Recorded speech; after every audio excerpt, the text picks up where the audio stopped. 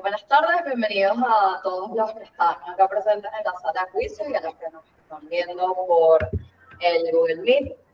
Mi nombre es Isabel Cabello, voy a ser su moderadora el día de hoy y vamos a iniciar este conversatorio sobre el caso Perico, resignificando el abuso sexual. Vamos a contar con la participación de la profesora Angelita López, que está en Google Meet, por acá la pueden ver. La están viendo ahorita por acá en la sala. Y la profesora Nailet Gómez, abogada, que está acá con nosotros en vivo. Y bueno, vamos a comenzar con el evento. Para contextualizar un poco cómo inicia este caso que se está llevando ahorita a cabo en la corte en Francia, en el año 2020, a Dominique Pellicot, el ex esposo de Giselle, se le captura grabando por debajo de las faldas de mujeres en un supermercado.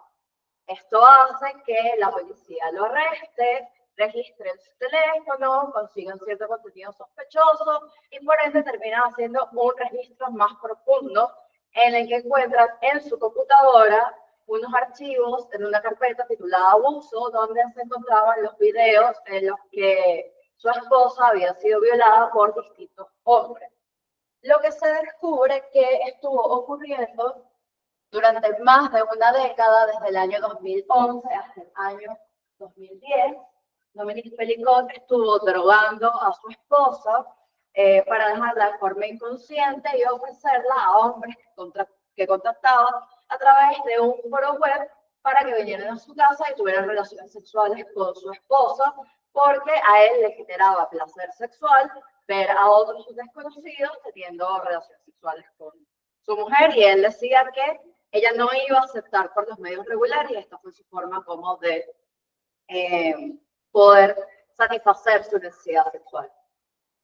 Otras cosas que ha hecho el señor Dominique Pellicot: en el año 1999 hallaron rastros de su ADN en el expediente de agresión sexual de una agente inmobiliaria, y en el año 1991 fue imputado por violación y asesinato de otra mujer, cargo que él rechazó. Sin embargo, él mismo fue imputado. En 2021, Giselle solicitó el divorcio y dijo: la policía me salvó la vida investigando el ordenador del señor P. Ella tenía sospechas de que algo estaba ocurriendo, había ido numerosas veces a visitas médicas, alegando que se sentía mal. Los doctores no encontraban nada, aparentemente. Por supuesto, ella no tenía recuerdos de estas violaciones porque era sedada con un ansiolítico bastante potente. Simplemente sentía que las mañanas estaba extraña, no sabía cómo qué había ocurrido con su cuerpo, y los médicos la estuvieron derivando a psicólogos porque pensaban que era algo mental, que no había pruebas de que estuviese ocurriendo algo realmente físico. ¿Cómo Dominique aprende qué tipo de medicamento utilizar y cuál es la dosis adecuada? Pues en un foro nefasto en internet, que actualmente está bloqueado, un enfermero le explicó qué medicamento utilizar y cuál era la dosis adecuada para drogar a su esposa en ese momento. Lo que nos lleva a cuestionar qué es lo que hace nuestro personal de salud con la información que ellos aprenden para utilizarla de formas inadecuadas. Entonces, para el año 2020, Giselle habría sufrido 92 violaciones por 83 hombres conscientes con libertad de decisión.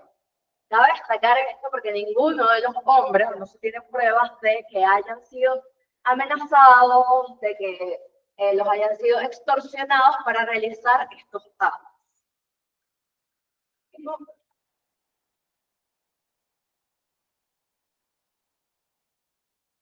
Asimismo, estos hombres contaban con edades entre los 26 y 73 años de edad en el momento de los crímenes sexuales y tenían profesiones diversas entre bombero, militar, enfermero, periodista, guardia de prisiones y concejal municipal. Es decir, cualquier tipo de hombre, de cualquier edad, de cualquier profesión, fue perpetrador de estos crímenes contra una mujer mayor. Un poco desmitificando el tema de que el abuso sexual es a las jóvenes, a las bonitas, que andan muy descubiertas. No, esto le pasó a una señora de actualmente 72 años en las puertas de su hogar y de su casa, a manos de la persona que probablemente más confiaba en ella, que era su esposo en ese momento. Esta es una lista de los nombres de los 51 hombres que están siendo denunciados en este momento en el juicio. Pero más allá de los nombres, encontré algo que me gustaría compartir con ustedes. Bueno, un poco haciendo alegato a la conciencia de ellos. Giselle comenta el juicio: cometieron sus actos siendo plenamente conscientes. Me violaron con una pistola en la cabeza. Con una llamada podrían haber salvado mi vida, pero ninguno lo hizo. Luego traigo un poco acá, vamos a sacar un poco la pantalla para leérselo, porque también en línea pueden verlo un poco mejor. Estos son los alegatos que han dado hasta ahora 29 de los hombres que están siendo demandados en corte. No les voy a leer todos, pero les voy a leer algunos para que vean las cosas que ellos alegan con respecto a los crímenes que se les están imputando. Jan, de 52 años, extechador, negó haberla violado y declaró ante el tribunal que pensaba que Dominic podría haberla drogado. El juez señaló que aparecía activo en 7 videos y hacía un gesto de aprobación con el pulgar. O sea que esta persona está comentando que él sí creía que pudiese estar drogada, pero fue en 7 oportunidades diferentes para allá, porque los videos varían según la fecha. Reduán, desempleado, padre separado, 4 condenas previas por violencia machista, robo y amenazas de muerte. Negó haber cometido violación. En el juicio se mencionó una de la personalidad del acusado. ¿Qué ocurre con nuestros sistemas legales? ¿Qué ocurre con nuestros sistemas de salud? Que una persona que en reiteradas oportunidades ha sido perpetrador de violencia machista, de robo, de amenaza de muerte, y que se sugiere ahora hacer una evaluación de personalidad, esté en las calles libres. Sierpa, ex albañil, se volvió alcohólico tras la muerte de su hijo. Está ingresado en un psiquiátrico por depresión cuando fue identificado. Negó la violación diciendo que pensaba que Dominic Pelicón podría haberle drogado y que fue manipulado. Es decir, él se considera víctima del crimen también. Continuamos con otros testimonios. Andy R., 37 años, agricultor en paro, padre, casado, 2 condenas por violencia machista, admitió la violación alegando que se trataba de un juego, ya que su marido le había dado permiso. Acusado de violarla en Nochevieja porque no tenía otra cosa que hacer esa noche. Porque eso es un hobby. Algo que si no tengo más nada que hacer, violentar a otra persona que claramente no está en sus 4 sentidos de conciencia es permisible. Vincent C., carpintero, condenado por violencia machista contra su exnovia con una pena suspendida de 6 meses. Negó la violación, pero admitió haber mantenido relaciones sexuales. Giselle abandonó brevemente la sala durante su testimonio. Es decir, para esta persona no hubo tal crimen. O sea, el hecho de que ella estuviese inerte en una cama sin responder no clasifica como violación. Fueron relaciones sexuales consensuadas desde su percepción. Rodal, ex enfermero, anestesista y enfermero familiar y comunitario, casado y a la espera de una respuesta positiva para adoptar un niño. Negó haberla violado diciendo que fue víctima de un engaño y que estaba aterrorizado por Dominic.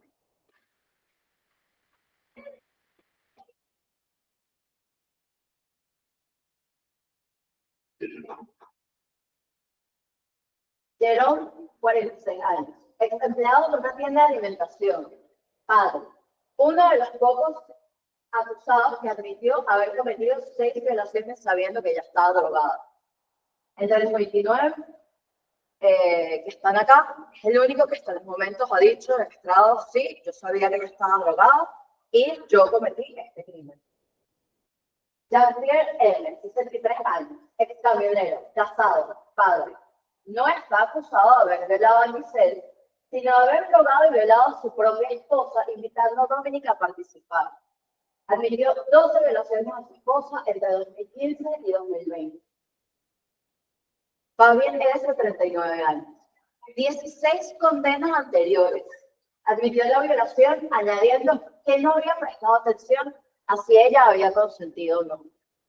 Y así como estos hombres que están siendo hoy imputados en este caso, hay más hombres para los cuales es irrelevante que la mujer consienta, es irrelevante el consentimiento de la otra persona, no le importa si está drogado o no, mientras pueda satisfacerse a sí mismo, y que además, como van viendo, han tenido en reiteradas oportunidades condenas, acusaciones, expedientes abiertos de crímenes en los cuales no se ha hecho nada al respecto, ni de parte de la salud pública, ni por parte de los organismos legales correspondientes. Entonces, ¿qué ha hecho Giselle en este juicio? Primero accedió a que el juicio sea público. Ella dice personalmente que no se considera una mujer valiente. Ella simplemente decidió hacer público este juicio porque no quería que esto le siga pasando a otras mujeres. Y que si hay otras mujeres afuera a las que le están ocurriendo cosas así, no quiere que sientan la vergüenza mal colocada y posicionada en el abuso sexual. Asimismo, decidió mostrar una serie de videos y fotos que se encontraban en la carpeta de Dominic, que se colocaron en pantallas en el tribunal y se habilitó una sala extra exclusivamente para el uso de la prensa, donde también se colocaron pantallas.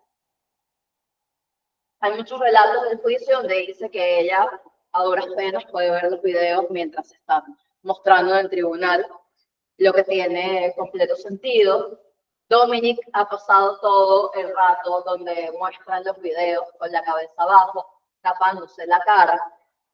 Algunos de los acusados también bajan el rostro y deciden no ver a la pantalla mientras los videos de ellos mismos perpetrando estos crímenes son mostrados al público.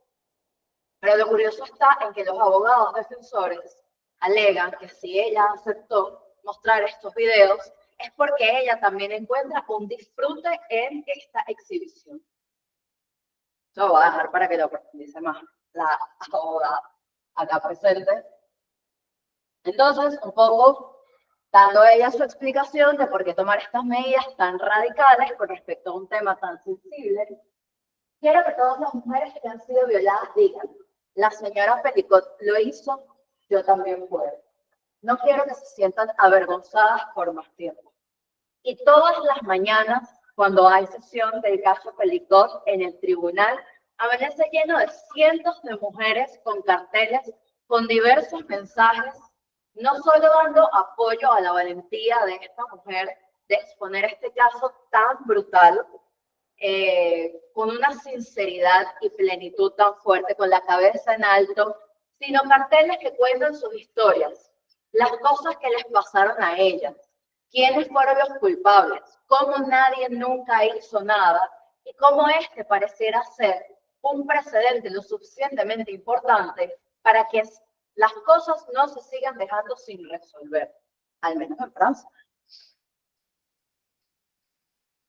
Muchos de los acusados, cuando pasan al estrado, han decidido disculparse con Giselle y decirles que lo sienten mucho, que se sienten arrepentidos, o algunas de las excusas que les comenté anteriormente en la parte de la testimonial. Pero ella muy sabiamente dice: oigo esas disculpas, pero son inaudibles. Al disculparse, intentan excusarse, partiendo de la premisa de que si ellos realmente se hubiesen sentido culpables, lo sintieran en el momento que estaban ahí, o incluso después de haber cometido crímenes sexuales contra ella, pudieron haber llamado y pudieron haber puesto un parado a lo que fue más de una década de abusos hacia su persona. Pero no ocurrió. Fue casi cuestión del destino que dieran con los crímenes que le estaban ocurriendo a ella. Bueno, cierro mi parte de ponernos a todos al día acá en el caso. Con este mural se encuentra en una de las ciudades de Francia, que es la imagen de ella, como suele ir a corte con unos lentes de sol, con este corte de cabello que la comparan con Anna Wintour, la editora en jefe de Vogue, que es conocida por ser una mujer sumamente poderosa, con un temple infalible. Y al lado la frase que está en francés dice, para que la vergüenza cambie de bando. Entonces, bueno, definitivamente ahora les dejo con la profesora Angelita López para que nos haga su abordaje psicológico de qué es lo que está ocurriendo en este caso y sobre todo para que veamos las fortalezas de carácter que tiene esta mujer que no se reconoce a sí misma como valiente, pero que definitivamente está haciendo algo que millones de víctimas de abuso sexual posiblemente nunca serían capaces de hacer, porque la magnitud de daños físicos y psicológicos que genera eso una víctima son difíciles de afrontar situaciones así a esta gran magnitud. Profe, Sí. es todo suyo el espacio. Hola, buenas tardes, ¿me oyen bien? Sí. Bueno, encantada de estar con ustedes en este espacio. Gracias por la invitación para compartir un caso tan emblemático y yo diría, a ver, yo tengo muchos años de experiencia en el área de abuso sexual y quiero confesar que nunca había visto un caso tan iatrogénico, tan horrible como este. O sea, de verdad, nunca había visto un caso como este. ¿Ok? A ver, ¿por dónde podemos empezar? Bueno, lo primero es reconocer que la perversión a nivel mundial, o sea, está como, digamos, exacerbada la perversión. Fíjense que los expedientes, bueno, tenemos muchas cosas que decir sobre este caso, pero me impacta porque yo estoy revisando el caso y no había tenido acceso a los expedientes de los perpetradores y con esta exposición que nos hace Isabel, fíjense que nos damos cuenta que estos perpetradores tienen trastornos mentales, tienen expedientes abiertos por delitos, ¿verdad? No son personas normales. De eso podemos hacer un espacio, pues tenemos muchas cosas como que analizar. A ella, como protagonista del caso, a el esposo y a los perpetradores, a los victimarios también, ¿no? Y también el espacio que tiene que ver con lo social, con los mitos que hay sobre el abuso sexual, con las consecuencias. O sea, que hay muchas aristas que tocar, ¿no? Muchas aristas que tocar. Podemos empezar con una, lo vamos combinando con lo legal y lo podemos como construir. Lo primero que quiero decir es que de verdad, se los digo, yo nunca había visto un caso tan grave como esto, nunca.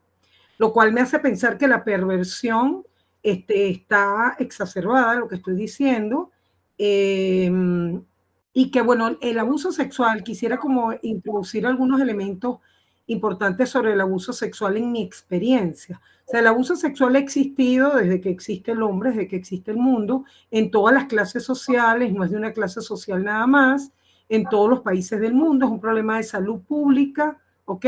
Y ocurre mucho en el ámbito oculto, que se ve en este caso. O sea, no es público, uno no lo ve públicamente, ocurre a nivel oculto.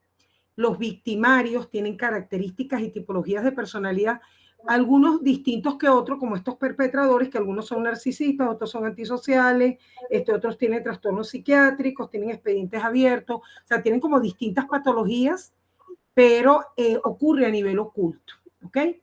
Esto que le ocurrió a esta señora, que es lamentable, pero bueno, después vamos a hablar de las fortalezas de ella o lo aparente que ella muestra, porque no sabemos. Yo estuve tratando de indagar y de hecho chequeando con Isabel si había perfil de personalidad de ella, de los psiquiatras, los psicólogos, la historia de vida de ella, pero no conseguí. Lo que más aparece a nivel público es los informes periciales de él, del esposo, y esto que está presentando Isabel, que yo no lo había visto, de las características de estos perpetradores. Pero fíjense, esto de que ocurre a nivel oculto, esto es muy, muy frecuente, ¿ok? Que ocurra dentro de la dinámica familiar es muy frecuente. Yo he trabajado a lo largo de mi vida más con niños, ¿ok? por ser jubilada de un hospital central. He trabajado mucho con abuso sexual infantil, pero esto que sea dentro de la familia es muy, muy común. De hecho, yo tengo varias investigaciones con alumnos sobre violación de padres a hijos, tíos, abuelos, primos, o sea, intrafamiliar. ¿Ok? Se habla de que, digamos, son como estadísticas aproximadas, 70% ocurre dentro de la familia y un 30 o un 20 ocurre en personas desconocidas. O sea que a mí no me extraña, digamos, en mi experticia, tal vez a quienes no trabajan con abuso sexual, que haya sido el esposo, ¿ok? No me extraña porque, bueno, si los mismos padres violan a hijos, o sea, es un fenómeno que ocurre con frecuencia. Lo atípico de este caso, en mi experiencia, es lo que se llamó en este caso la sumisión química, ¿ok?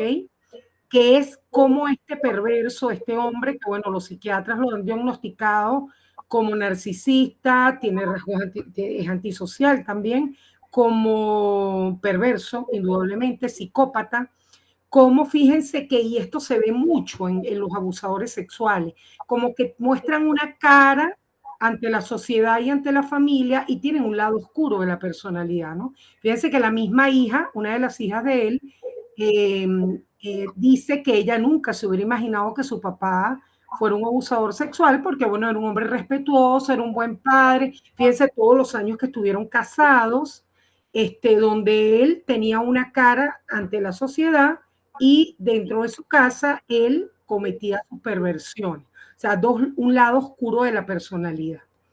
Entonces, bueno, fíjense, este tipo de abuso sexual de sumisión química, en mi experiencia, o sea, digamos que es inédito para mí, ¿no? O sea, esto, sobre todo tantos años, ¿no? Esto de drogarla, de colocarle somníferos y ansiolíticos y drogarla y cometer este acto abominable de invitar, porque además ya estuve viendo que es un pueblito en Francia, invitar como a todos los perversos, a todas las personas con trastornos sexuales del pueblito a que vinieran a violar a la esposa, porque por supuesto este hombre y él mismo, bueno, lo que leí, después la abogada nos aclarará, él confiesa que él es un violador, él lo confiesa, ¿no? Además que, bueno, él dice que no violó a los hijos, cosa que yo lo pondría en tela de juicio, porque además, bueno, le sacaba fotografías desnuda a una hija y leí que creo que en algunas oportunidades la hija también sentía como que la drogaba. No sé si esto es cierto o no, porque bueno, esto es un caso público y está, digamos, algunas cosas se saben y otras no se saben. Entonces, bueno, esto como primer elemento para analizar. Segundo elemento con esta señora, fíjense, o sea, a ver, uno se puede preguntar, esto también lo podemos someter a discusión, uno se puede preguntar, una persona puede pasar tantos años siendo violada y no sentir, o sea, el inconsciente, acuérdense que los psicólogos creemos en el inconsciente, o por lo menos en la corriente psicoanalítica, cómo esta señora pudo haber estado adormecida tantos años y nada más, o sea, evidentemente el tema de las amnesias, el tema de las molestias físicas, ¿ok? Bueno, leí que evidentemente enfermedades de transmisión sexual múltiples, por supuesto, por los perpetradores, pero esta señora pasó años adormecida el cuerpo, o sea, evidentemente la manifestación en el cuerpo, pero ella no sospechó en ningún momento. Esto es una cosa que llama muchísimo la atención. Pudiéramos discutirlo desde varias miradas, ¿ok? Desde varias miradas de la psicología. Yo me pregunto, por mi experiencia en el área de abuso sexual, si ella fue abusada de niña, porque el adormecimiento a mí me llama la atención, porque fueron muchos años, muchos años, donde no hubo como un llamado del inconsciente de ella a pensar, a darse cuenta, o sea que pudiera haber sido ella abusada de niña, no lo sé, Ya voy a hablar de las fortalezas y de cómo ella reacciona ante este evento, que me llama también muchísimo la atención. Lo que sí es que él, estuve leyendo de la historia de él, que él viene de una familia incestuosa, fue lo que leí, tuvo una adolescencia muy turbulenta y él fue violado de niño por una enfermera, ¿ok? Eso también lo podemos discutir, o sea, cómo este evento puede impactar en que él se convierta en un perverso, ¿ok? Yo no estoy justificando para nada la perversión, me parece grotesca, me parece gravísima, eh, sobre todo por la magnitud de la perversión, o sea, porque es voyerista indudablemente, él disfrutaba, él mismo lo dijo, viendo cómo abusaban a su esposa, ¿ok? Tiene esta parafilia del voyerismo, de disfrutar viendo, ¿ok? Pero bueno, me llama la atención, no sé cuál es el perfil de personalidad de ella, no lo sé, no lo conozco, probablemente fue abusada de niña, por eso ese adormecimiento no es, lo que pasa es que, bueno, esta es la mirada psicológica, o sea, la mirada psicoanalítica, podemos verlo desde otras perspectivas y ahora leo el chat. Lo que sí me llama la atención es la valentía y el coraje de esta mujer, porque las víctimas de abuso sexual, el trastorno más importante es el estrés postraumático, ¿ok? En el caso de ella, bueno, en el cuerpo y, digamos, estas dolencias, o sea, la memoria, que pensaban que era un Alzheimer, porque sentía como lagunas mentales, adormecimiento, por supuesto, por la droga, y el dolor en el cuerpo, la molestia en el cuerpo. Pero las víctimas de abuso sexual, el cuadro más importante es el estrés postraumático. Lo que pasa es que, claro, ya no está consciente, pero yo estoy hablando de que hay elementos inconscientes. Entonces, bueno, ¿qué es el estrés postraumático? Bueno, una ruptura en la psique por el equilibrio psíquico por un evento adverso, donde la persona empieza a presentar una cantidad de manifestaciones, típico con el abuso sexual, donde hay trastornos en el sueño, donde hay flashback, sobre el recuerdo del abuso. En este caso estaba adormecida, no lo presenta. Pueden presentar cuadros depresivos, problemas incluso en la alimentación, descuido, asco, los deseos de bañarse, aislamiento social. Bueno, esta persona, digamos, no lo presenta o no lo sabemos porque la literatura, lo que yo revisé, no lo presenta. Lo que sí vemos es que tiene una gran fortaleza psíquica, una gran fortaleza para enfrentarse al juicio, hay una gran fortaleza para declarar. Estuve leyendo esta mañana que la parte del perpetrador la están acusando de alcohólica, de dar el consentimiento. Esto es un tema legal muy importante que lo va a abordar la profe y lo puedo abordar yo también, el tema del consentimiento en el abuso sexual, que si ella lo permitió o no lo permitió, que si ella es alcohólica. Claro, perfiles de personalidad que pueden querer utilizar los abogados de este señor para quitarle responsabilidad y alegar que ella dio el consentimiento. Entonces, esta es una mujer sumamente valiente, muy resiliente. Podemos incorporar el concepto de resiliencia de la psicología positiva, donde ella, en vez de avergonzarse, porque uno de los síntomas del abuso sexual es la vergüenza y el asco y la culpa. Son tres elementos importantes. Sienten responsabilidad de haber sido abusados. Esto en niños, en adolescentes y en adultos. Sienten asco por su cuerpo, indudablemente, y sienten vergüenza, como que nadie lo sepa. En el abuso sexual uno ve mucho el cállate, o sea, uno lo ve, por ejemplo, en las familias incestuosas, no se lo digas a nadie, que no sepa tu tío. Los abusadores se encargan, cuando es consciente, de decirle, no, voy a matar a tu mamá, a tu papá. Este caso es distinto, se ha manejado de una manera distinta, pero digamos, la vergüenza es un común denominador en el abuso sexual. Entonces, esta mujer pudo haberse escondido, se pudo haber psicotizado, pudo haberse escapado del pueblo, pudo haber hecho muchas cosas por vergüenza, porque caramba, que no se sepa. O sea, también este mito de que hay que mantenerlo callado, que nadie lo sepa, que nadie se entere. No, o sea, la actitud de ella, claro, esto es un caso que tiene de juicio ya varios años, Yo no sé si ella ha recibido tratamiento psicológico, esto es importante. A lo mejor ella sufrió estrés postraumático, en este momento está más empoderada, tiene más afrontamiento porque ha recibido ayuda psicológica. Lo que pasa es que lo que hemos leído o lo que yo he leído se ve más el perfil de los perpetradores y no el de ella, ¿ok? Pero no lo sé porque este caso tiene ya desde el 2020. Tenemos 4 años y yo no sé si ella ha recibido ayuda, si ella se ha empoderado, pero lo que sí podemos decir en un corte transversal es que esta mujer ha hecho lo que muchas mujeres abusadas no han podido hacer, que es decirlo públicamente. Incluso yo he tenido casos de mujeres abusadas adultas donde ha sido un proceso muy fuerte y de mucho trabajo psicológico que se lo puedan decir a la familia. O sea, como que no se lo puedo decir, y de adultas, no puedo decírselo a la familia, incluso a desconocidos. Me viene ahora de una paciente que yo tengo que fue violada por desconocidos en un autobús y costó muchísimo que primero que lo reconociera, que lo pusiera en palabras, que lo dijera. Y después, como en el tercer año, fue que ella empezó a traerme a terapia.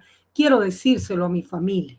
Su papá y su mamá ya no viven, pero ella me decía, no se lo puedo decir a mis hermanos, no se lo puedo decir a mi sobrino, no puedo decirlo, me da vergüenza, porque bueno, el tema de la culpabilidad. Entonces, esta mujer asume con mucho coraje y valentía el que otras personas puedan enterarse para que no les pase. Ella ha dicho, lo leí hoy, de las pocas cosas que salen de ella, que ella no va a perdonar a los perpetradores, no los va a perdonar, y es indudable, o sea, porque no es uno, son 80 y pico, pero que ella quiere que sea público, que ella quiere que la gente lo conozca. Y uno la ve saliendo del tribunal y uno no la ve cabizbaja, uno la ve con sus lentes, sí, con sus lentes, pero digamos una señora de 72 años, hay que verle la cara a descubrir un caso tan aberrante como este a los 72 años. O sea, es realmente inédito, pero tiene la fortaleza y el coraje de decir, lo voy a hacer público, de enfrentarse en un tribunal con los perpetradores y verle la cara. Ustedes saben la fortaleza que tiene que tener una persona para ir a un tribunal y oír uno por uno y que le pidan disculpas y ver que uno hizo tal cosa, el otro, o sea, hay que ser demasiado fuerte. Los estudiantes de psicología que están aquí, muchos alumnos míos de práctica, saben que una persona con una estructura psicótica no podría con esto, no podría, se resquebrajaría. Esta es una mujer que debe ser con una estructura neurótica, que ha sido capaz, no sé si ha recibido ayuda, ya lo dije, de enfrentarse y ver cara a cada perpetrador y al marido con el que estuvo casado 30 años, que le dio 3 hijos, donde mostraba una apariencia y era otra. Esta mujer tiene fortalezas de coraje, de valentía y tiene una fortaleza muy grande hacia el lado de la justicia, ¿ok? Hacia el lado de la justicia, de que se haga justicia. Que esto no es muy común en las víctimas de abuso sexual, a menos que hayan recibido tratamiento. O sea, es una fortaleza muy grande que tiene ella de que se haga justicia hasta el final, que este caso sea público. Uno ve como cuando ella entra a la sala de juicio en Francia, la gente la aplaude, le dicen cosas, o sea, realmente es admirable y, digamos, ojalá todas las mujeres violentadas tuvieran la fortaleza y la estructura de personalidad que tiene esta mujer para poderse exponer públicamente, para poder sacar a la luz pública un fenómeno que es oculto, que es de salud pública, que es de toda la vida, o sea, desde que el hombre es hombre existe el abuso sexual. Y ya les dije el porcentaje alto en familias, dentro de la familia, no en desconocidos. Y que esta mujer tenga la valentía de que la expongan y que ella vea y que, como dice ella, que a otras mujeres no le pasen lo que a ella le pasó. O sea, realmente podemos seguirlo discutiendo, el perfil de personalidad de ella, de los agresores, pero digamos, esto es como un elemento introductorio para la discusión de que realmente es una mujer resiliente, es una mujer muy valiente, con muchísimo coraje y que, bueno, no sé cuál es su historia, a lo mejor no fue abusada, no lo sé cuál es su historia, o sea, no podemos también partir de que todas las mujeres que les pasa esto fueron abusadas. Bueno, esta paciente que yo les estoy diciendo fue abusada en una buseta, en un autobús, ¿ok? O sea, y he conocido casos también que no necesariamente han sido abusados en la infancia para poder ser abusados dentro de la familia. Abro la discusión con esta introducción.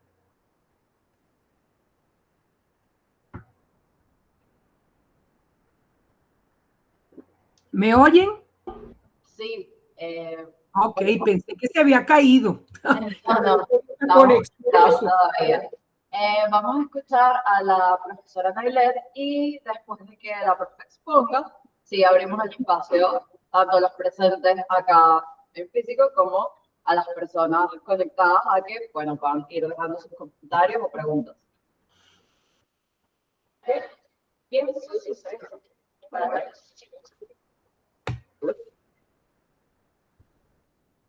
Bien, muy buenas tardes a todos. Gracias a los que están presentes aquí en sala de juicio, a quienes nos acompañan, los estudiantes que están conectados vía el Google Meet.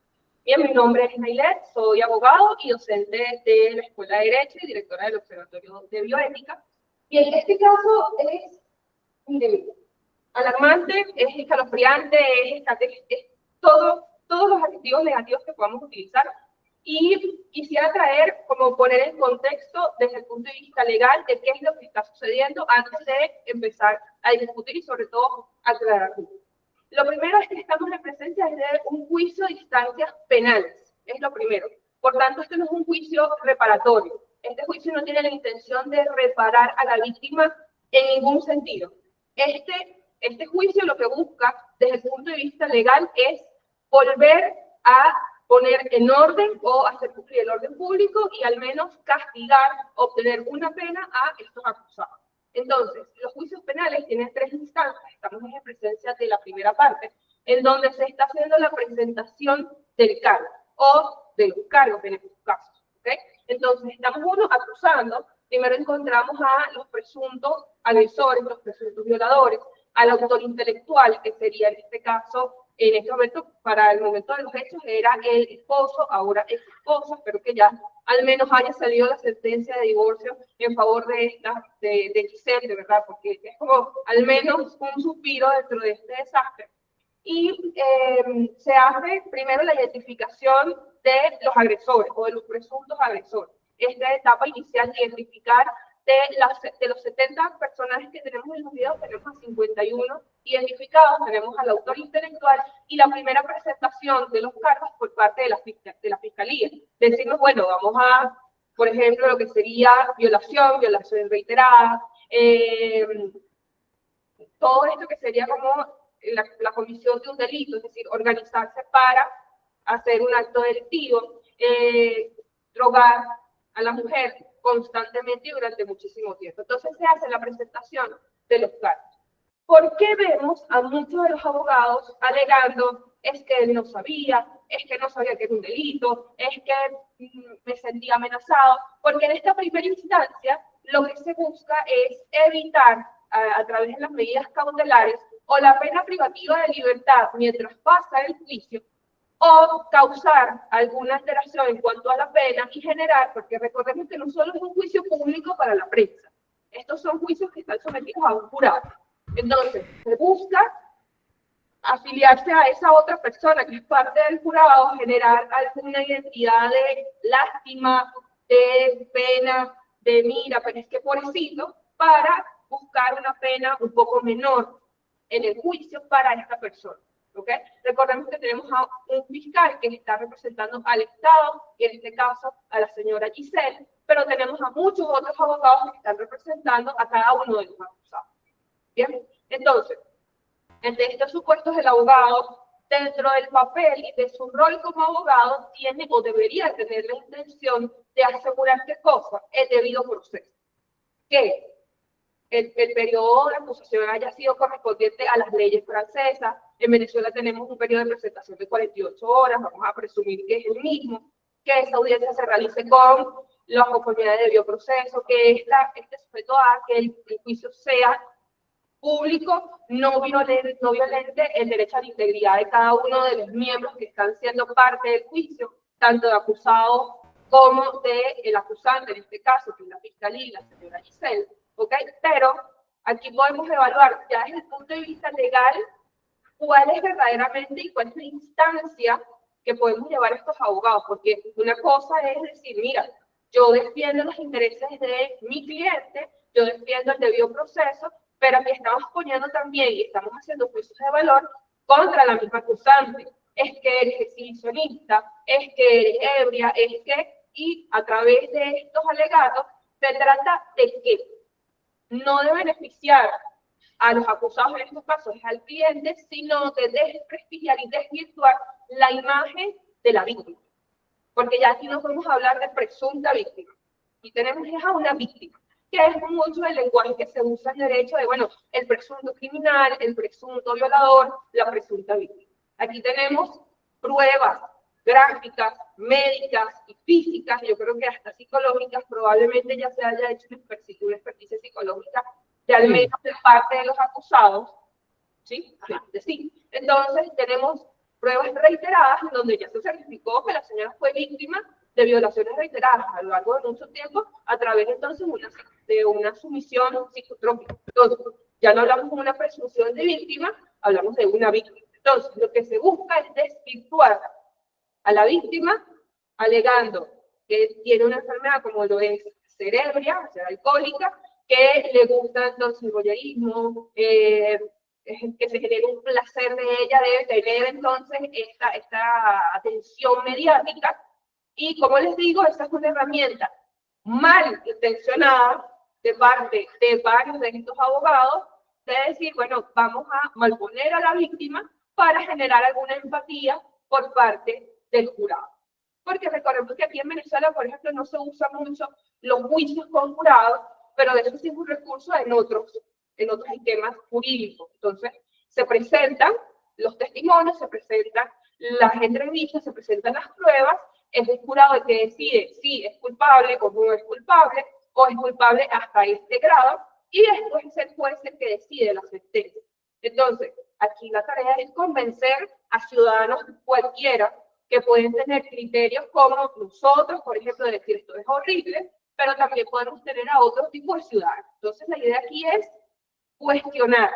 Y como les digo, un cuestionamiento insano, que no está en conformidad, no sé cuál es la ley del ejercicio profesional del abogado francés, pero sí sé que al menos hay principios éticos de, mira, respeto a los derechos humanos, de respeto no solo hacia tu cliente, sino hacia la otra parte. De no puedes utilizar el derecho como una herramienta, no solo para ofender, sino para revictimizar. Es algo sumamente delicado y bueno, eso ya ustedes lo sabrán como psicólogos o estudiantes de psicología. ¿Okay? Entonces, el caso a nivel jurídico es muy relevante, sobre todo el caso francés, analizando el ordenamiento jurídico francés, que nos dice que las violaciones, y son muchos de los testimonios que están dando algunos abogados, pero es que ellos no sabían que estaban cometiendo un delito. Y en derecho siempre tenemos una premisa de no hay que conocer para hacerte exento de cumplir una regla o de ser sujeto a sanción.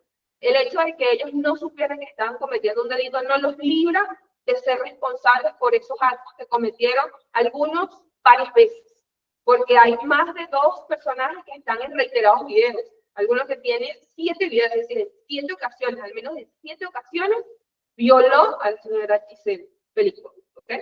Entonces, en estos supuestos, ese alegato, por más que lo puedan dar, por más que pueda convencer, es tarea también de la Fiscalía debatir ese argumento y decir, por más que no sabías que estás cometiendo ese delito, igual eres sujeto de sanción. Igual hay que hacer pagar a todos estos sujetos y entender desde el punto de vista jurídico qué es la violación.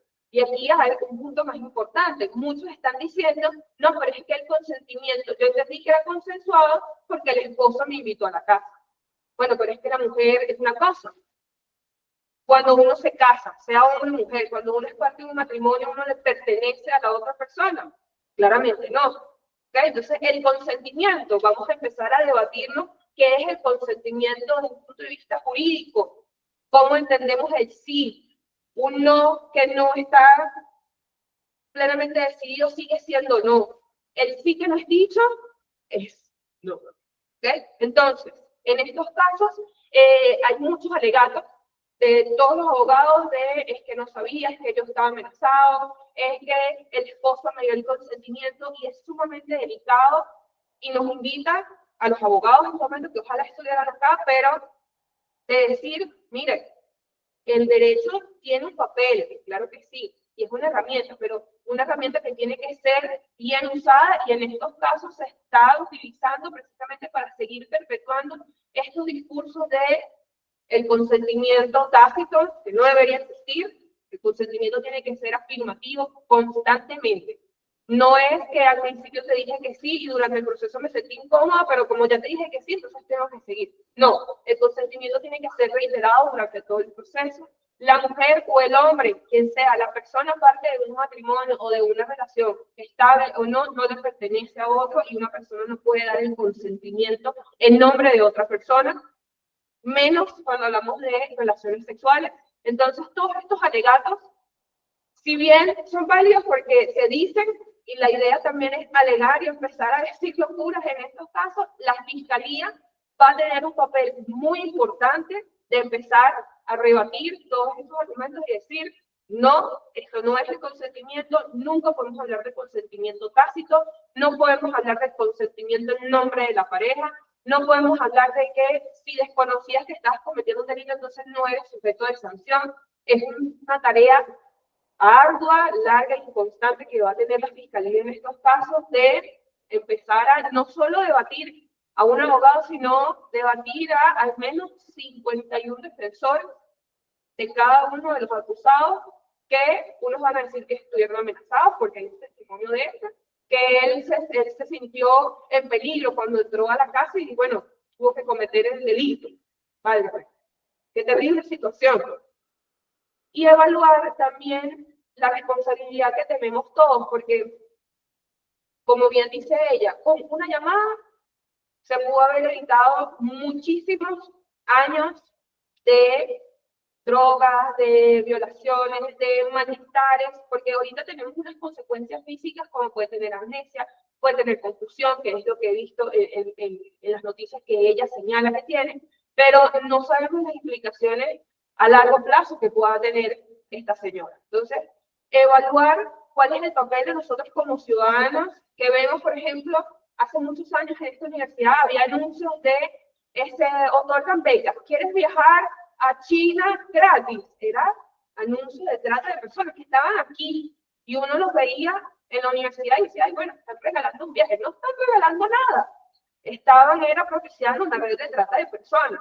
Entonces, tener ojo clínico, por así decirlo, tener un ojo acusador y estar constantemente pendiente de estas situaciones como ciudadanos y como responsables también del respeto a los derechos humanos y de protección ante esta situación. ¿Okay?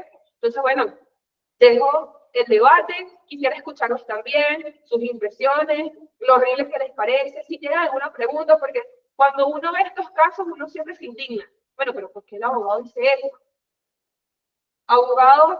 Los abogados son personas, las personas se equivocan y además siempre está esta idea errónea de que el abogado tiene que defender a su cliente por sobre todo, y la verdad es que no.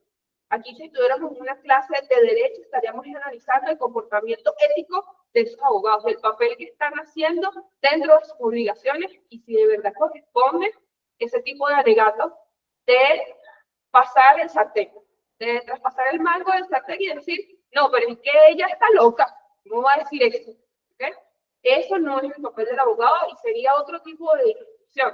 Pero generalmente siempre están estas dudas de, bueno, pero ¿por qué hacen esto? ¿Por qué este proceso? Es muy poco usual, que es como lo dijo la profesora anteriormente, que veamos un juicio público, sobre todo cuando es un juicio tan íntimo, porque lo que siempre se busca es preservar la integridad de la presunta víctima, en este caso víctima, de decirle, mira, ya uno tienes que echar 7 veces el cuento, porque es en la fiscalía, a tu abogado, después entonces al psicólogo que te está atendiendo, al doctor que te va a hacer la inspección judicial, las pruebas físicas, después lo vas a tener que echar 2 y 3 veces en las audiencias públicas, en la audiencia de presentación, en la audiencia de juicio, y después estar constantemente una y otra vez. El proceso legal no responde a la protección de la víctima, cero. todo. O sea, es una cuestión que es reiterada. La idea es que la víctima tiene que una y otra vez contar su historia y ser sometida a muchas pruebas para precisamente velar por este principio de presunción de inocencia, pero uno es atravesar eso y no solo atravesarlo frente al sistema judicial, sino también frente a la prensa, frente al juicio del resto de las personas. Y la verdad es que es de mucha valentía, a pesar de que ella diga que no, que eso es lo que debería hacer. Sí, claro, porque cambia también el estigma, cambia la imagen que podemos tener sobre una víctima, cambia la imagen y ahora no es ella la que se tiene que esconder, sino que el otro. Los agresores, los violadores, sean los que sientan vergüenza y al menos una parte de ellos diga, no debía hacer eso, claro que no debiste haber. Y al menos sientan vergüenza en televisión, en radio, en redes sociales y cada vez que tienen que llegar a juicio y buscar de taparse la cara porque miles de fotógrafos están pendientes de tomar la foto completa de su cara. Entonces, bueno, si hay alguna duda, si hay algún comentario, pues la profesora Angelita y yo, Angelita, estábamos aquí para pues, responder y también escuchar. Capaz no tengan alguna pregunta, sino expresarse y adelante. Quería dejar una pregunta tanto para ustedes acá como para la gente que nos está viendo por el BIM, y es que muchos de los acusados de este caso, de los 51 hombres que están acusados, tienen familia, no solo padres, ellos son padres, tienen esposas, están esperando hijos. Entonces, si vamos a resignificar el tema del abuso, también vale la pena cuestionarnos qué posición vamos a tener nosotros si algún día nos enteramos que un familiar, pareja, hijo, hermano, padre, está siendo acusado con estas pruebas verídicas. No es solo ella dijo, él dijo, por ahí dice, con videos y fotos. Entonces, en esta resignificación del abuso sexual, ¿cómo nos posicionamos nosotros como ciudadanos, como víctimas también?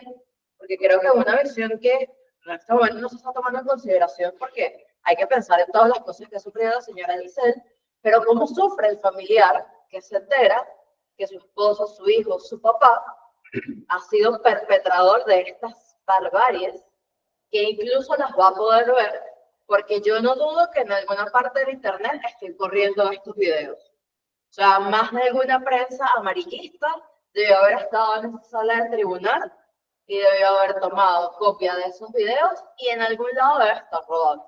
Y bueno, hay gente que tiene el interés de ver.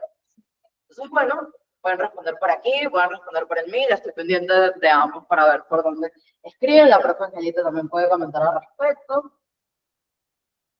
¿Cómo están las hijas, por ejemplo? El señor tiene 2 hijas, la esposa y las 2 hijas. ¿Cómo deben estar esas 2 muchachas que crecieron durante muchísimo tiempo, que fueron criadas por este personaje? ¿Cómo se debe sentir con su mamá también en todo este medio, en todo lo que está haciendo?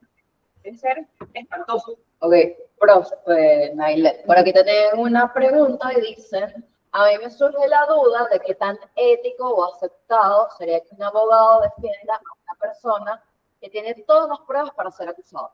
Kennedy.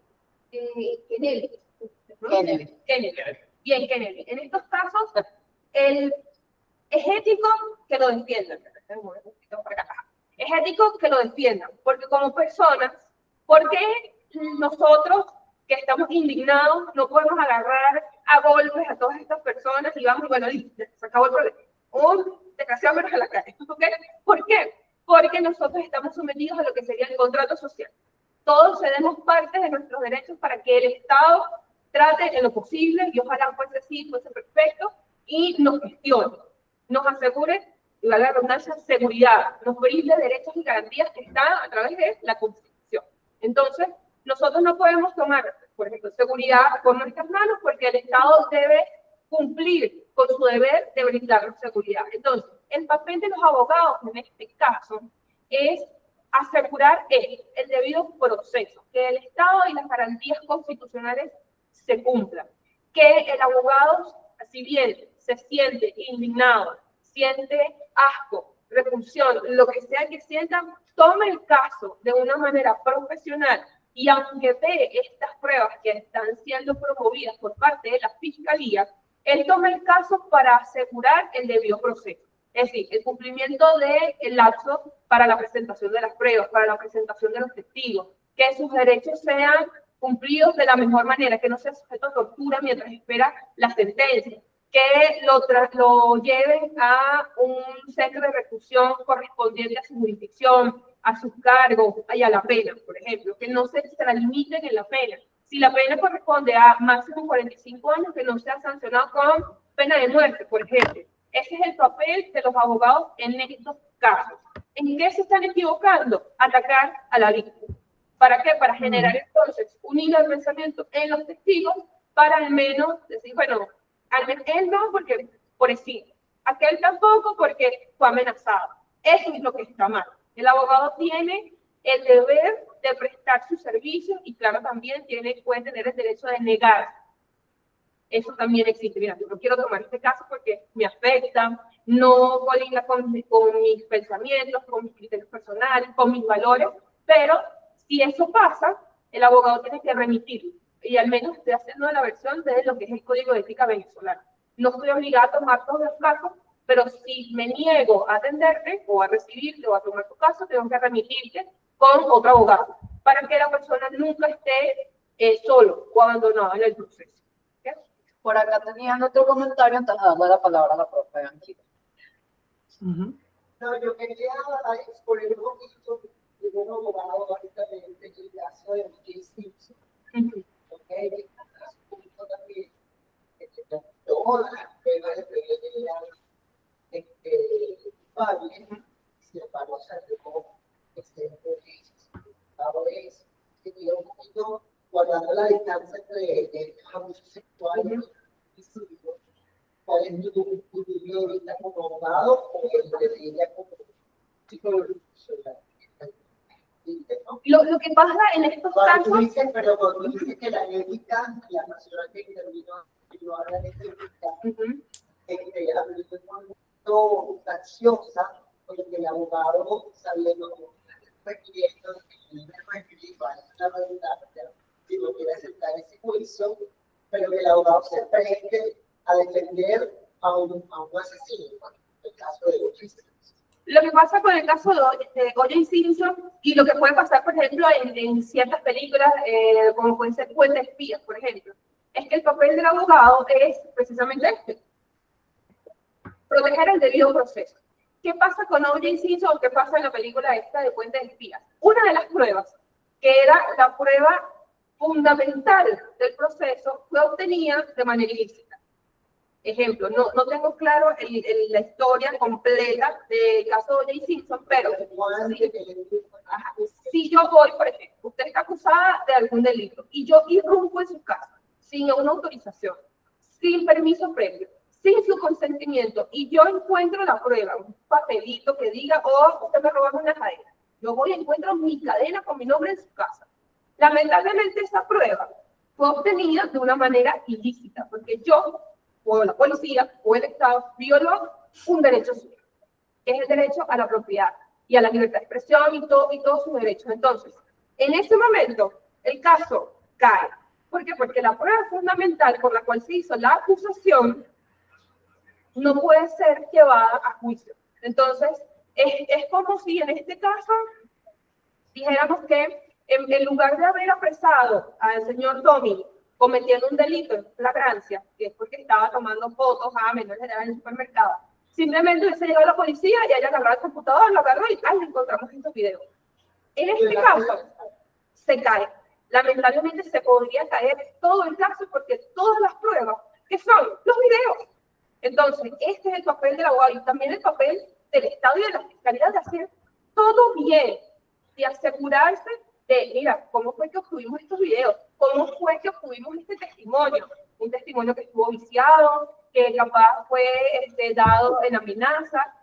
Y no, cuando hablamos del papel de los abogados, podemos decir, bueno, cuestionamos a los que están defendiendo a los acusados, pero el fiscal también es un abogado y él debió cumplir con el debido proceso y asegurar las pruebas de una manera lícita y legal.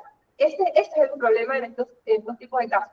Y que cuando tú acusas, no puedes volver a acusar. No puede haber un juicio doble por los mismos hechos contra la misma persona. porque sería injusto también. Entonces aquí además, el derecho a veces complica la situación. Aquí tenemos a la abogada Catherine Mendoza, también parte del observatorio, que levantó la mano en este instante. Me gustaría que también diera su visión.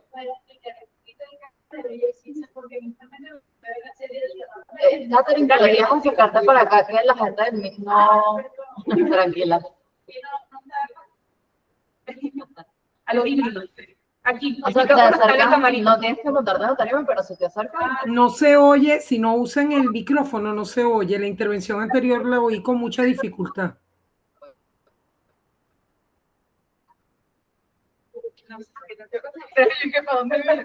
Ajá, bueno, con el caso de O.J. Simpson, lo que pasó fue que está bien lo que explicó, obviamente Nailet, concuerdo totalmente con ella, y un ejemplo claro, cuando asesinan a alguien, ¿qué es lo primero que hacen? Acordonan toda la situación, no sé qué, nadie puede pasar por aquí para preservar la prueba. O, por ejemplo, no has escuchado cuando dicen, por ejemplo, con las vacunas, que hay que la cadena de frío. Existe algo así similar con las pruebas. ¿Qué pasó con los guantes? Los guantes se pusieron pequeños porque eran de cuero y los preservaron, y cuando él se los probó, no le quedaban. Y ahí fue como que se cortó todo eso. Entonces fue el tema de cómo tú recibes la prueba y no la preservaron correctamente. Todo el mundo sabía que él era culpable, todo estaba muy claro, pero tuvo unos muy buenos abogados en teoría. Exacto. Pero lo que yo voy un poquito más allá es de cómo el abogado, que estaba hablando antes de la ética, quiere dejar el sabiendo o quiero ver la parte legal. A veces creo que con el título de la ética no viene integrado. Debería, pero hay todo tipo de abogados y no es solo de la universidad donde vengan, es el tipo de personas que... Porque todos fundamentan. Exacto, todos fundamentan. Todos vemos la misma materia, pero eso va más allá y va en tu personalidad. O sea, ¿qué tipo de persona eres tú que eres capaz de eso? O sea, si a mí me tocara defender a una de estas bestias, me perdonan, yo les diría, no puedo. No puedo, ya punto. No, si te causa un daño, porque exacto, estaría... No, digo que no, y estás en toda la potestad de decir que no, y decirle, te refiero a otra persona. Y no solo con estos casos, o sea, tú como abogado tienes que saber y determinar y decir, mira, yo este caso lo puedo hacer o no. Exacto. Eso, con todo, si es un asesino, lo que sea, o si tú mismo como abogado tienes competencias para hacerlo, pero está en la ética del abogado. Hay abogados que yo conozco, sí, yo lo hago, y al final después te llaman, mira, yo no sé, pero yo acepté el caso, sea de lo que sea. Entonces, eso ya va más allá, y eso pues lo dirá la profesora, con la personalidad del sujeto, exacto, del abogado. Y lo otro que yo quería hacer una pregunta, o sea, a mí me llama la atención, yo fui a España recientemente y fui a Pamplona. Pamplona ocurrió lo de la manada. ¿Y qué fue lo primero que me dijeron a mí? Estás turista, no vayas sola por la calle porque acuérdate de lo de la manada. O sea, a mí me mandaron a cuidarme a mí, sola de la manada, que no caminara de noche ahí. Ojo, habían amigos que me acompañaban, pero lo primero que me dijo esta señora fue, cuidado que está sola y la gente de la manada. Yo así. O sea, y lo que me llama la atención es cómo un grupo de personas se unen para violar a otra. O sea, no sé, es raro para mí. Quería ver ese punto de vista de cómo llegan y ven a alguien violando a ellos también van a unir. O sea, no sé, o sea, eso quisiera como entenderlo desde el punto de vista psicológico, porque es raro. Y no solo pasó en la manada, o sea, pasa en la India, pasa en muchos lugares. Entonces hay como que hay cierta complicidad entre los hombres. Yo sé que hay hombres maravillosos que jamás harían eso, pero ¿cómo llegan ahí? O sea, como que, ay, tú eres violador y eres mi amigo, y yo también soy violador y somos amigos. O sea, no sé en qué punto llega eso. Y quería preguntarlo ahorita también desde el punto de vista psicológico, porque desde el punto de vista jurídico, bueno, no hay ética. Entonces se juntó el violador con el abogado sin ética y vamos a defenderlo. Entonces, eso es lo que quiero saber desde el punto de vista de bueno, por eso y que ojalá tenga, o sea, ojalá la fiscalía tenga un papel, bueno, buenísimo. Ojalá sea del mejor de los abogados, el fiscal o la fiscal, que no sé quién está llevando este caso en estos momentos, que pueda debatir todos estos supuestos. Y yo también tenía esta misma duda, que bueno, como una gente ve un anuncio como vendiendo un carro y dice, ah, sí, yo voy a la casa de esta persona y violo a su esposa.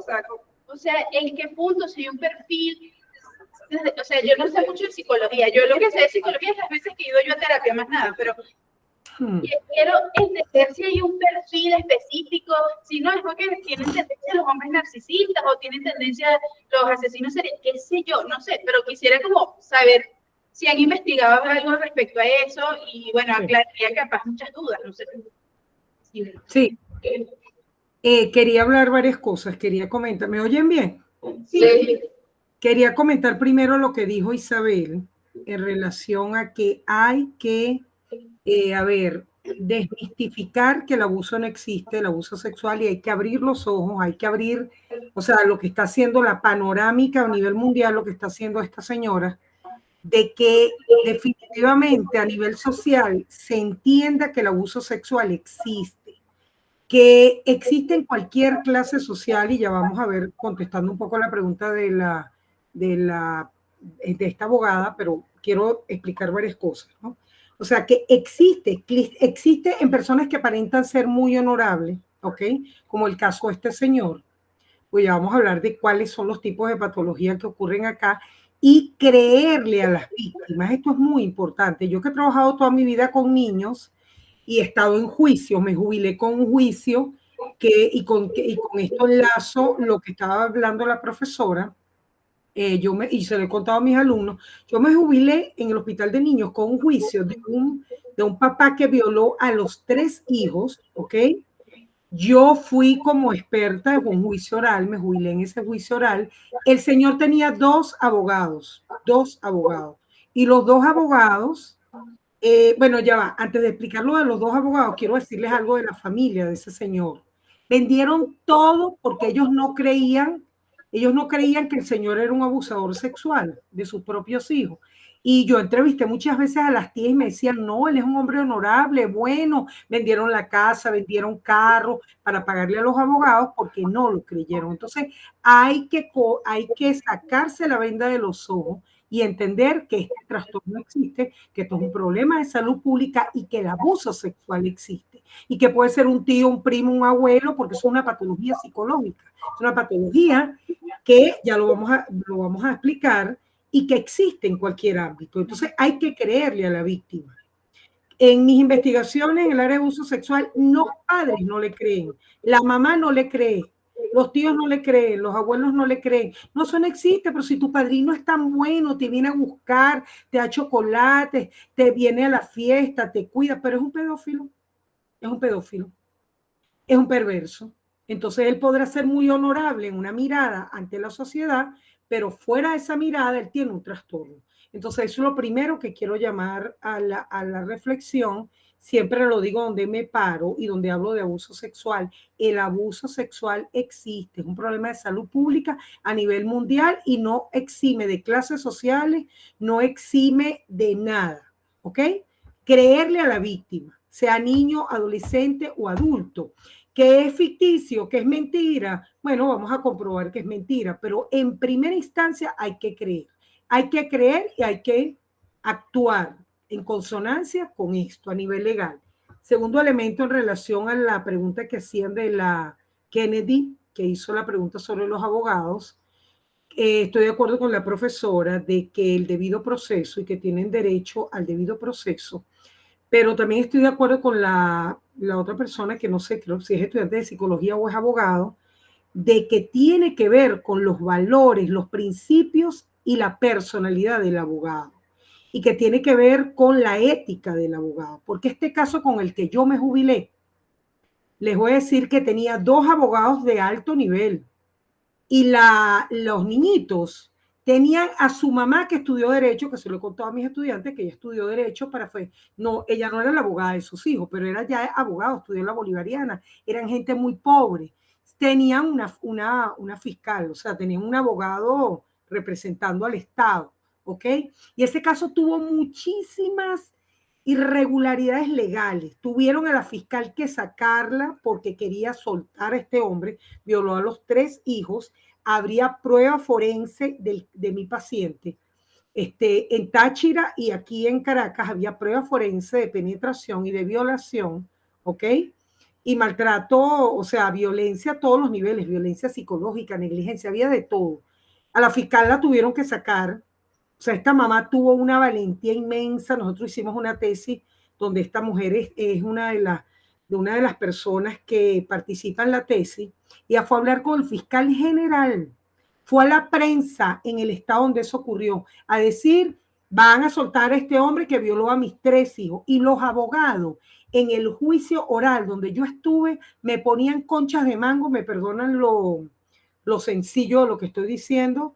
O sea, me preguntaban cosas como, por ejemplo, ¿en qué año, a qué fecha, en qué momento usted lo entrevistó? Claro, pues ¿saben cuánto se tardó el juicio? 7 años se tardó el juicio. 7 años en que este señor, o sea, que llegáramos al juicio, quiero decir, él estaba preso hace 7 años, indudablemente. Pero eso se tardó 7 años, imagínese usted. Y yo no me acordaba de algunas cosas y me hacían preguntas maliciosas para que se cayera el testimonio del psicólogo. Afortunadamente tuvimos una juez muy acuciosa, muy justa, muy ecuánime, muy equilibrada, muy ética, muy profesional, que hasta el final hizo lo que tuvo que hacer, decía fuera, no sé cómo dicen los abogados, fuera de orden, o sea, los mandaba a callar cuando ellos hacían preguntas cauciosas hacia el psicólogo y ganamos el juicio. El señor está preso todavía, va a salir pronto porque le dieron 20 años nada más, pero estoy de acuerdo con el abogado que hizo esta pregunta de que tiene que ver con la ética profesional del abogado. O sea, y la pregunta que hace Kenneth tiene lugar, o sea, sí tiene derecho a la defensa, pero también tienen derecho los abogados a decir, yo no tomo ese caso tan aberrante, yo no tomo ese caso de perversión. Ahora, contesto la tercera pregunta que hace no sé si es abogado o estudiante de derecho, me disculpa, pero es abogado. Abogado. Mira, hay distintas tipologías de los perpetradores. Lo que sí es cierto es que son perversos, ¿ok?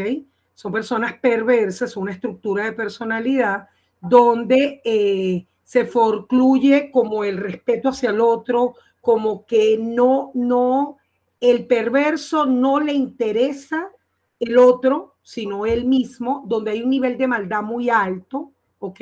Donde yo violo las normas, no me importa hacerle daño al otro, no hay empatía, hay un nivel de maldad muy, muy importante y hay una inteligencia para manipular, para aparentar. Fíjense, este victimario, como las hijas nunca sospecharon, esta señora tampoco, tenía que dormirla para que ocurriera el delito. O sea, él tenía un lado oscuro de la personalidad que es su perversión, ¿verdad? Donde los abogados, y lo digo con muchísimo respeto, nosotros tuvimos un diplomado con la Escuela de Derecho hace muchos años, con la profesora Carmen Alguindi, un diplomado de psicología jurídica. Los abogados tienen que empaparse más en el área psicológica. Es mi opinión desde la humildad, ¿okay? Y desde el respeto hacia ustedes. El abogado tiene que saber de criminalística, tiene que saber de perfiles de personalidad de los violadores, de los asesinos, porque son trastornos psiquiátricos y psicológicos, ¿ok? Donde, bueno, este señor, fíjate que él, por lo menos el esposo de esta mujer, él dice, sí, yo soy un violador. Bueno, lo que leí, hay una parte donde dice, yo disfruto, es un trastorno voyerista, es una parafilia voyerista, donde él dice, yo disfruto viendo cómo la violan, ¿ok? Y uno dice, bueno, ¿cómo ocurrió esto? Bueno, este señor, yo no sé, pero este señor fue abusado de niño y tal vez la pulsión quedó fijada en la mirada porque él fue abusado. Quiero desmistificar una cosa del abuso sexual, los estudiantes de psicología lo saben. El abuso sexual no solamente se puede quedar en que la víctima, digamos, la pulsión se exacerba y la víctima se convierte en un santo y entonces no abusa a nadie. No, la perversión puede agarrar cualquier camino. Y en el caso de este hombre, ¿cuál camino agarró? Se quedó fijada en la vista, en el voyerismo, ¿verdad? Y él disfruta viendo, bueno, porque a lo mejor a él lo violaron y esto es una cosa que desmistifica el abuso sexual. Lo digo con mucha responsabilidad porque mi área de investigación es el maltrato y el abuso sexual. Con mucha responsabilidad lo digo porque tengo una línea de investigación donde él lo comprueba, ¿ok? Muchos abusadores sexuales fueron abusados y les gustó. Hubo placer, hubo fijación de la pulsión y entonces se convierten en abusadores sexuales. ¿Ok? No sé si lo explico porque esto es muy psicológico, ¿no? Pero el abogado que está defendiendo a estas personas tiene que tener claro que son unos perversos, tiene que tener claro que tienen conductas antisociales, muchos de ellos, tiene que tener claro que si los sueltan va a seguir violando a otras personas. Eso es lo que tenemos que tener claro. La pedofilia no se cura y la perversión tampoco se cura. Tengo esa mala noticia. No se cura. La única cura para esto es la lobotomía o la castración química. Es la única. O sea, hay que matar la pulsión. Hay que matar químicamente la pulsión, ¿ok? Porque hay un disfrute en abusar, hay un disfrute en ver, hay un disfrute en el caso de este señor de adormecerla, que es una parafilia también. Por aquí anoté el nombre porque esto es una parafilia poco conocida, ¿ok? Que se llama somnofilia, que es disfrutar con la persona dormida, abusarla sexualmente. Entonces los abogados tienen que saber de perfiles, con muchísimo respeto lo digo, y porque ¿cuál es el problema de esto? Ok, la persona puede salir libre, que no creo que en este caso salga libre. Me gustaría preguntarle a la profe cuál sería la pena para este señor, porque hay demasiados perpetradores que la abusaron. Y además él ya lo confesó, él dijo, yo soy un violador, yo disfruto durmiéndola y viendo cómo la abusan. Ya él se declaró culpable. Pero lo que tienen que pensar mucho los abogados y nosotros los psicólogos y los psiquiatras también, pues nosotros hacemos informes periciales de la víctima y los victimarios, es que esa persona es un peligro para la sociedad, porque no tiene curación. Estas patologías no tienen curación, ¿ok? Entonces el pedofílico va a seguir abusando niños, ¿ok? Y el perverso va a seguir abusando mujeres. O sea, van a seguir, esto va a seguir. Y entonces, bueno, esto es un problema de salud pública. Esto es un problema de salud pública. Que en el juicio y en el informe pericial del psiquiatra se determina que es un trastorno mental y que debe ir a un centro de reclusión mental. Perfecto. Venezuela no tiene esos centros de reclusión, lamentablemente, pero a lo mejor Francia sí los tiene, porque es un país desarrollado. Bueno, que vaya para fíjate que muchos de estos perpetradores tienen trastorno psiquiátrico. Bueno, si tiene un trastorno psiquiátrico comprobado, una esquizofrenia, un trastorno delirante, una psicosis, cualquiera de los trastornos, bueno, vaya y cumpla su condena en un centro psiquiátrico, pero aíslelo de la sociedad, porque es un peligro para la sociedad.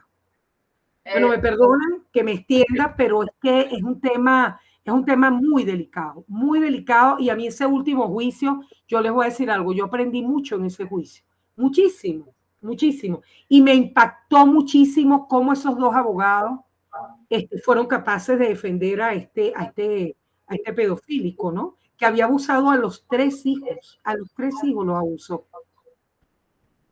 Yo quería responderle a Catherine también que desde el área de la psicología social, el caso de la manada y ahora en este caso también está dando pie a un fenómeno que se llama complicidad masculina, que se trata de un fenómeno en el que precisamente así tal cual como lo comentabas, sin haber muchas palabras, existía este foro en donde hombres con desviaciones sexuales comentaban cómo drogar víctimas, cómo usar personas, donde él invitaba a la gente a su casa.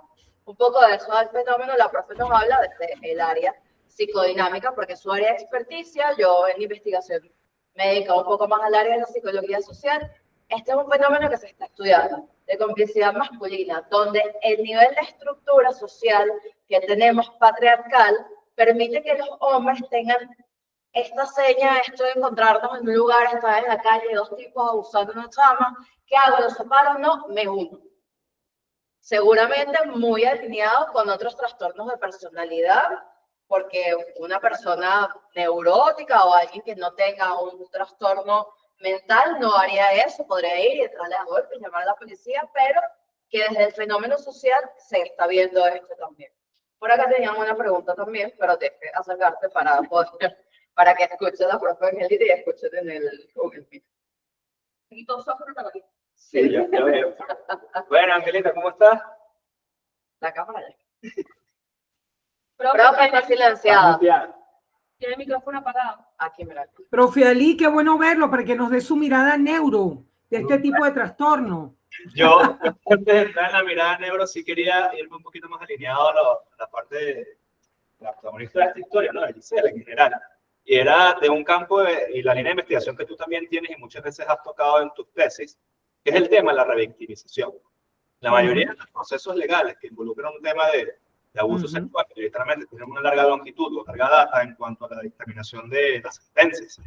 Específicamente, en este caso, que hay actualmente se sabe de 51 que han dado testimonio, pero si se saben más de 80, ¿cuántos años va a durar esto? Y sobre todo, ¿qué influencia a nivel psicológico tiene este tipo de situación para la protagonista que continuamente tiene que estar escuchando los relatos de cada uno de los perpetradores, incluidos el esposo, en función a que cómo altera esto su psique, ¿no? Porque si bien menciona que tiene muchas fortalezas, como la protagonista que en efecto, hasta los momentos del sol de hoy lo está logrando, ya lleva 4 años en este proceso y quién sabe cuántos años más va a durar. Entonces, ¿qué consecuencias esto tendría en la paciente? En este caso, viéndolo desde el punto de vista del paciente, en el caso legal, visto de la demandante, ¿qué ocurre con este tipo de perfil en el caso de ella? ¿O qué suele ocurrir? Esa pregunta es importantísima, profe, gracias. Sí, la revictimización consiste en que el paciente o la persona que ha sido abusada tenga que exponer públicamente, tenga que oír, o sea, para eso están las filmaciones, ¿verdad? O sea, yo diría que en este caso, el que ella oiga, porque no lo sabía, ¿verdad? No lo sabía y estaba adormecida, psíquicamente y físicamente estaba adormecida. El oír a los perpetradores toda esta situación puede generar trastornos psicológicos en ella. Esta pregunta es muy, muy importante. Habría que ver qué estructura de personalidad tiene, que aparentemente es una neurosis, pues si no ella se hubiera vuelto loca, hubiera desencadenado la psicosis. Puede generar estrés postraumático, profe Ali. Un estrés postraumático porque la están revictimizando, está oyendo lo que le hicieron y está oyendo lo que le hicieron. Yo creo que legalmente, quiero preguntarle a la profe, ¿cuáles son las medidas legales que habría que hacer en este caso? Porque yo creo que ella no debería estar en todos los juicios, porque esto puede desencadenar un trastorno en ella dependiendo de la estructura de personalidad que tenga. Pero si es neurótica, puede desencadenar un estrés postraumático, que es lo que dije, una ruptura en el equilibrio psíquico por un evento traumático de altísima intensidad, donde estoy oyendo todo lo que le hicieron, que si me hicieron esto, me hicieron el otro, además que son demasiados victimarios, demasiado. Puedes entrar en una depresión mayor, ¿ok? Depende, digamos, aquí es el caso por caso, en psicología es el caso por caso, depende de la historia familiar de ella, depende de la estructura de personalidad que tenga, depende del apoyo familiar, el contexto social familiar, que bueno, estamos viendo que tiene muchísimo apoyo, depende del apoyo legal también, pero yo pienso que ella debería ser protegida legalmente para no estar en todas las citaciones con todos los perpetradores que la abusaron. Yo creo que debería haber una medida preventiva legal donde se le proteja a ella psíquicamente. Esa pregunta, profe Ali, es muy, muy oportuna. Y que además tampoco no hemos llegado a esta etapa del juicio, pero ella en algún momento va a ser cuestionada, y no cuestionada desde el punto de vista, bueno, pero es que ella está loca, está allá. No. Van a empezar a cuestionar si el testimonio es correcto, si las pruebas fueron correctas. Viene ahora la siguiente etapa de la entrevista, de la repregunta, de estamos dando un testimonio y va a venir cualquier otro abogado a repreguntar, a cuestionar esos alegatos. Entonces, en el derecho, depende de cada país, al menos en Venezuela todavía no se ha dado ese paso, y creo que en grandes rasgos el derecho todavía le falta por crecer, pero grandes pasos. Todavía no hemos contemplado que la víctima no solo es vulnerable al momento de hacer la denuncia o antes de que cuando se cometió el delito, sino que la víctima sigue vulnerable en todo el proceso, y no ha sido contemplado todavía la efectividad de estos lapsos que tiene a nivel procesal todo el juicio. Por ejemplo, Isabel me acaba de hacer una pregunta muy cortita, bueno, pero ¿y qué pasa si se muere la señora? Bueno, el deber ser, y ojalá espero que así sea, que el testimonio de ella haya sido ya grabado y que haya sido preservado de la mejor manera para evitar que en un futuro, cuando ella falte, porque o no esté, porque murió, o esté declarada incapaz por alguna consecuencia psicológica que traiga todo este proceso, no pueda ser puesto en duda este testimonio. Yo espero que este testimonio ya haya sido no solo grabado, sino haya sido promovido como una prueba de experticia con todos los elementos que tiene que tener a nivel jurídico en Francia para que no sea desvirtuado al menos este testimonio y la toma de lo que ella sintió, lo que siente como víctima. Todavía a nivel legal no hay una suerte de protección previa, al menos todavía en Venezuela se intentó con una nueva ley que es de protección a una vía libre de violencia de la mujer, que tiene sus grandes fallas, porque a pesar de que pone el papel de vamos a eliminar un poco la presunción de inocencia y vamos a partir de la idea de que la mujer siempre va a querer hacer estos espacios o va a querer hacer estas denuncias, desde la intención de salir de esta situación de violencia, no protege a la víctima per se en el juicio, en las entrevistas y en las pruebas. Al derecho todavía le hace falta el enfoque en género, en protección, pero totalmente aquí vemos un cuestionamiento de cómo puede quedar el derecho posterior, cómo está el derecho venezolano y cómo son las condiciones actuales del derecho francés en relación a esto y decir de verdad cuál es la intención y cuál es el espacio que tiene el derecho francés en estos casos de protección verdadera a la víctima. Y nos cuestiona a nosotros si una sentencia, una sanción, que estén detenidos, que estén presos, que estén recluidos en, no sé, en un psiquiátrico o lo que sea, es suficiente para la víctima. Vendrá un juicio reparatorio después, ella podrá pedir indemnización, daños, perjuicios, lo que sea, pero es muy complicado. Genuinamente es muy complicado. También quedó la pregunta de, bueno, ¿cómo puede ser el caso con este señor Dominique? Bueno, lo más seguro, y creo que están a punto de hacerlo, van a alegar que el señor ya tiene una mayoría de edad, o sea, es un anciano. Lo más seguro es que aleguen una posibilidad de ser recluido de casa por cárcel, una medida cautelar que sí es preventiva a la libertad, pero que lo va a cumplir en su casa, es lo más seguro. No se extrañe porque es anciano y el señor.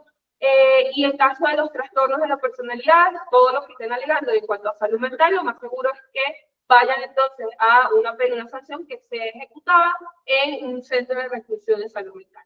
El tema con esto, desconozco las sanciones en Francia, desconozco si hay cadena perpetua, en Venezuela no hay, nosotros tenemos una pena máxima de 27 años, de 30 años exactamente, entonces esto es lo máximo que nosotros en Venezuela una persona puede ir a prisión. Desconozco la situación en Francia, pero tenemos estas situaciones. Hay excepciones, como lo es la mayoría de edad de este sujeto, que lo más probable es que pida una medida cautelar de casa por causa, yo creo que ya la tiene, y que de tener una pena, esa pena sea ejecutada en prisión en casa, con algunas audiencias de presentaciones en algunos casos, que son herramientas que da el derecho para proteger a las personas, pero cuando las vemos aquí a veces decimos, caramba, qué injusto, pero es esto.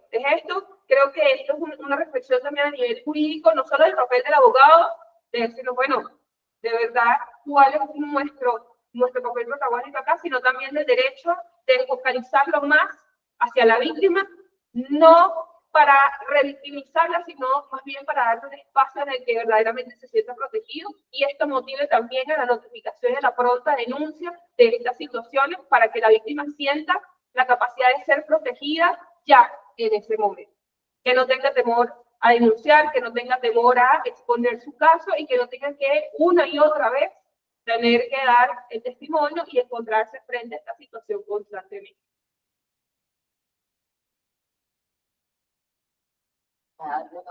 ¿Hay alguna otra pregunta?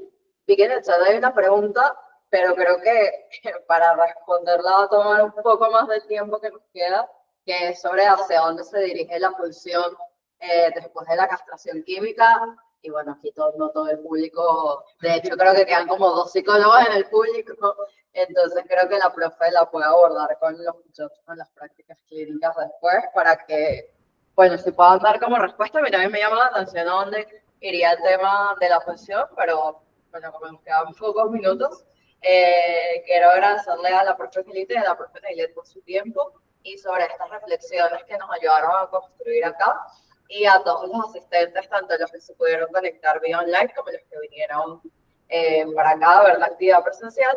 Y bueno, me gustaría que pudiésemos hacer una foto cierre de la actividad. Los que están online, si quieren, pueden prender sus cámaras, los tenemos proyectados. Y bueno, la profe se ve y a la gente que está acá, pues los invito a que se vengan para acá para tomar la foto. Ven, y la vamos a nosotros de acá. ¿Quieres dejar proyectar? ¿Y cuál es la pantalla fija? Aquí no se siente. La con aquí, No, pero está con la ve aquí. Bueno, pero acá.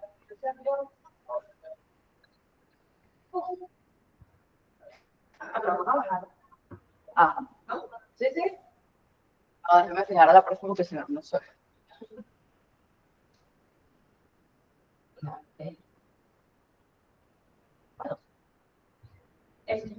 Ahí.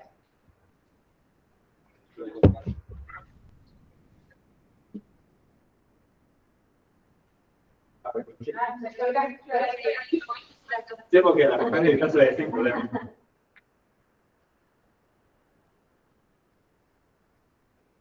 Eso.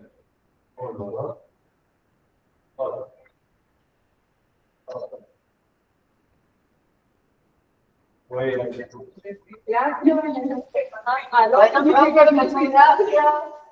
Gracias, profe. Gracias a ustedes, de verdad, excelente iniciativa, Isabel, porque además es como lo dijimos, un problema de salud pública y que hay que visibilizarlo en todos los ámbitos. Agradecida por la confianza y por el espacio. Seguimos trabajando en pro de visibilizar, ¿vale? Claro que sí, profe, usted por aceptar y bueno, nuevamente a todos los que asistieron por venir. Chao. Gracias a todos, feliz tarde. Hasta Chao, luego, feliz gracias. tarde.